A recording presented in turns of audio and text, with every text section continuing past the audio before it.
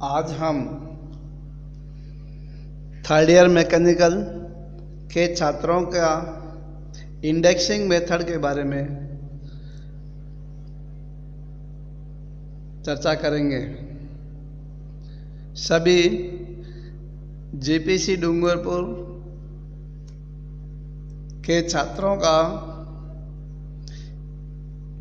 आज की क्लास जो YouTube चैनल के माध्यम से ली जा रही है, सभी छात्रों का स्वागत है। इंडेक्सिंग यानी कि हमने चर्चा की थी इंडेक्सिंग के प्रोसेस के बारे में। इंडेक्सिंग का अर्थ होता है जॉब की पेरीफेरी को समान दूरी पर अपनी इच्छा के अनुसार भागों में बांटने की क्रिया को इंडेक्सिंग कहते हैं। जिस मशीन पर इंडेक्सिंग की क्रिया की जाती है उसे हम इंडेक्सिंग मशीन या डिवाइडिंग हेड कहते हैं। मिलिंग मशीन में गियर काटते समय, गियर के दांते बनाते समय मिलिंग मशीन की टेबल पर इंडेक्सिंग मशीन या डिवाइडिंग हेड अटैचमेंट के द्वारा हम गियर काटने की क्रिया को संपन्न करते हैं। इंडेक्सिंग मेथड के बारे में हम चर्चा करते हैं। जॉब की पेरीफेरी को हमारी इच्छा के अनुसार भागों में बांटने के 5 तरीके हैं। पहला है डायरेक्ट और रैपिड इंडेक्सिंग, दूसरा है प्लेन और सिंपल इंडेक्सिंग, तीसरा है कंपाउंड इंडेक्सिंग, चौथा है डिफरेंशियल इंडेक्सिंग और पांचवा है एंगुलर इंडेक्सिंग। तो आइए हम एक एक करके आज हम डायरेक्ट इंडेक्सिंग व प्लेन और सिंपल इंडेक्सिंग की चर्चा करेंगे।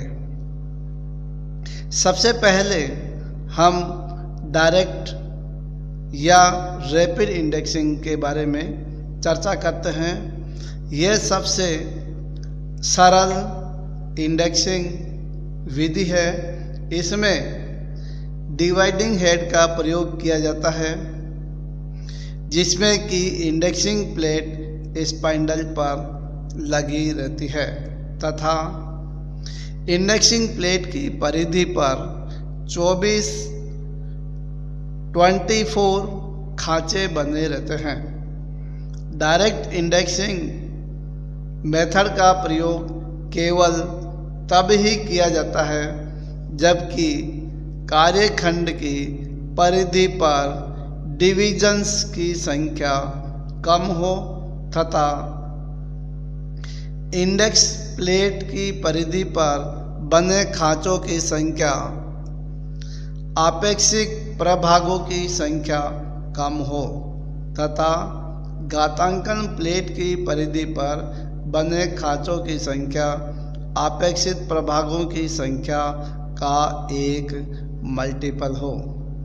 डायरेक्ट इंडेक्सिंग के लिए घातांकन प्लेट को प्रत्येक कट के बाद कितना घुमाया जाए इसके लिए घातांकन अनुपात यानी इंडेक्सिंग रेशियो का मान हम निम्न सूत्र के द्वारा निकालते हैं। घातांकन अनुपात यानी कि इंडेक्सिंग रेशियो बराबर इंडेक्स प्लेट पर बने खांचों की संख्या बटे अपेक्षित प्रभागों की संख्या। जैसे माना कि किसी कार्यखंड की परिधि को 6 समान भागों में विभाजित करना है तथा घातांकन प्लेट की परिधि पर 24 खांचे बने हैं।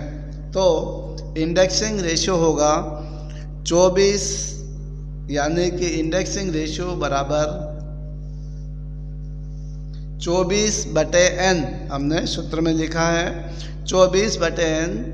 n का मान है हमारे द्वारा इच्छित भागों की संख्या जिनको कि हमें काटना है।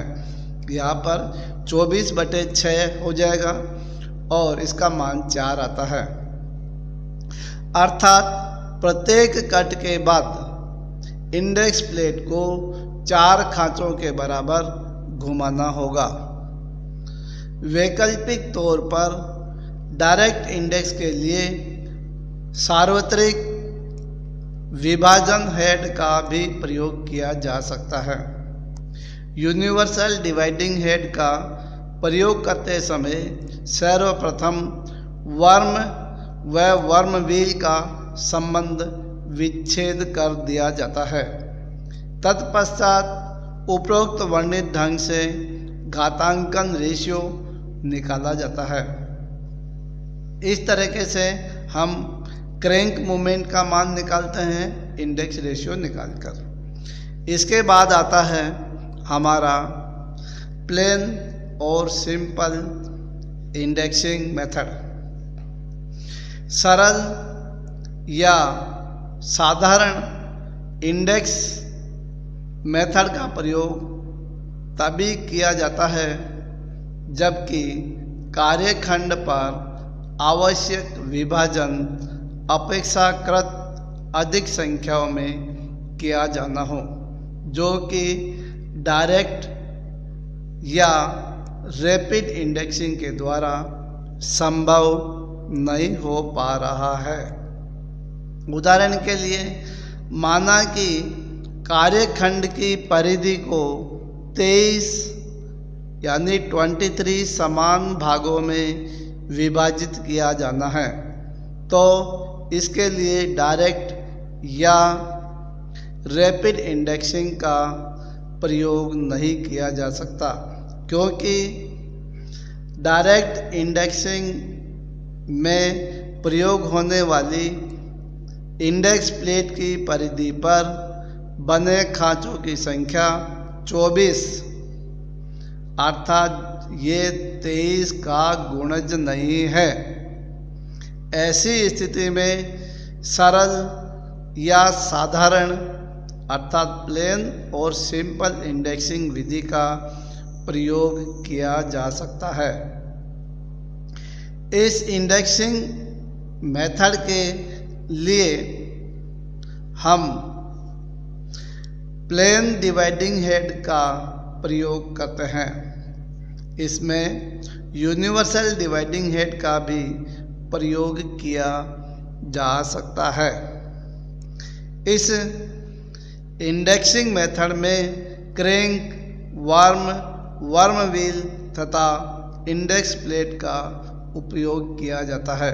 चूँकि वर्म में सिंगल स्टार्ट वाली चूड़ियाँ होती है तथा वर्म व्हील में 40 दांते होते हैं, यानी कि जो वर्म है, वर्म गियर है, उस पर एक दांता होता है, इकर ही होता है, और वर्म व्हील है उस पर 40 दांते होते हैं। जैसा कि पहले बताया जा चुका है, इंडेक्स पिन को बाहर खींचकर जब क्रैंक को जितना घुमाया जाता है तो वर्म भी उतना ही घूमता है। वर्म के घूमने से वर्म व्हील घूमने लगता है। वर्म तथा वर्म व्हील से गियर रेशियो 1/40 होने के कारण, ये 1/40 कैसे आया? क्योंकि वर्म पर एक दांता होता है, वर्म व्हील पर 40 दांते होते हैं। इस तरीके से इनका अनुपात 1/40 हो गया। वर्म तथा वर्म व्हील में गियर रेशियो 1/40 होने के कारण क्रैंक के एक पूरा चक्कर लगाने में वर्म व्हील 1/40 चक्कर घूमता है। दूसरे शब्दों में, indexing head, dividing head spindle को एक चक्कर घुमाने के लिए क्रैंक को 40 चक्कर घुमाना पड़ेगा। अतः स्पष्ट है कि क्रैंक के एक चक्कर में वर्म व्हील अर्थात कार्यखंड 1/40 भाग ही घूमेगा। इसी प्रकार क्रैंक के 2 चक्करों में कार्यखंड अर्थात जोब की पेरीफेरी हमारी 2/40 भाग, क्रैंक के 3 चक्कर में कार्यखंड 3/40 भाग घूमेगा। इस प्रकार कार्यखंड का एक पूरा चक्कर लगाने के लिए क्रैंक को 40 चक्कर घुमाने होंगे। इंडेक्स प्लेट पर बने होल सर्कल्स कार्यखंड के घूर्णन को और आगे सब डिवाइड करने में सहायक होते हैं। सिंपल व प्लेन इंडेक्सिंग के लिए क्रैंक मूवमेंट निम्न सूत्र से ज्ञात किया जाता है। जैसा कि हमने सूत्र में लिखा है, क्रैंक मूवमेंट होगा 40/n। 40/n, n का मतलब हुआ desired number of teeth to be cut, यानी कि हमारी इच्छा के अनुसार काटे जाने वाले भागों की संख्या। इस सूत्र में यदि क्रैंक संचलन का मान पूर्णतः से प्राप्त होता है तब तो क्रैंक को उसी पूर्णांक संख्या के बराबर फेरों से घुमा दिया जाता है।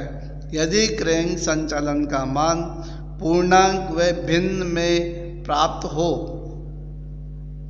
तो सर्वप्रथम भिन्न के अंश व हर को एक ऐसे अंश से गुणा किया जाता है कि हर का गुणनफल का मान इंडेक्स प्लेट के होल सर्कल्स की संख्याओं में से किसी भी एक संख्या के बराबर हो जाए। ऐसे अंक का गुणा करने के उपरांत अंश का नया मान प्राप्त हो जाता है। उन छिद्रों की संख्या को दर्शाता है जो कि क्रैंक को हर की नवीन संख्या वाले वृत्त पर आगे बढ़ाया जाना है। इसके लिए ध्यान रखा जाता है कि क्रैंक का मूवमेंट पूरे फेरों कंप्लीट टर्न के अतिरिक्त होता है। घातांकन की इस विधि को हम सिंपल व प्लेन इंडेक्सिंग मेथड कहते हैं। Thank you.